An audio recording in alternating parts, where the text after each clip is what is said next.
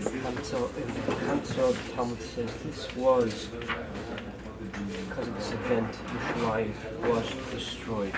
And the story goes as follows. There was a man who had a very good friend. His friend's name was Kamtza. But his enemy, the person he did not get along with, his name was Bar Kamtza. So it happened once that this guy,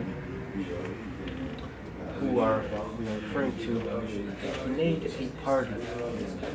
And he told his workers to go ahead and invite his beloved friend Kamtza. And this worker got confused and he didn't know there was a difference between kamtza and bar kamtza.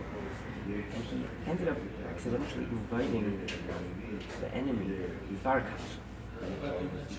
So bar kamtza ended up coming to this party.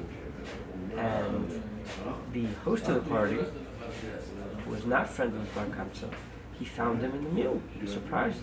He told him, you are not my friend. What are you doing here?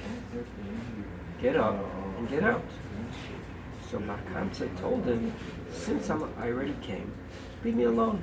And you know what? I'll even give you, I'll pay you everything that it costs you to feed me. Whatever I ate and drank. So the host told him no.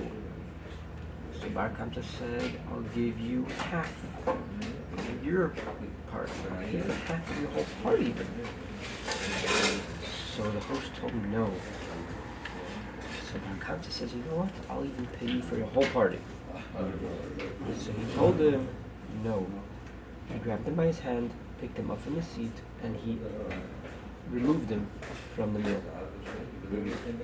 So Bar Kamtza was very mad, very distraught about what had just happened. And he was reflecting on it.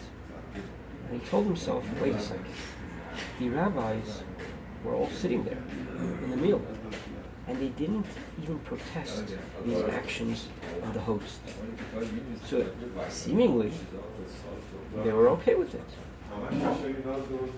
He decided to himself, you know what, I'm going to go and I'm going to slander the royal, the kings who at that time were the Romans.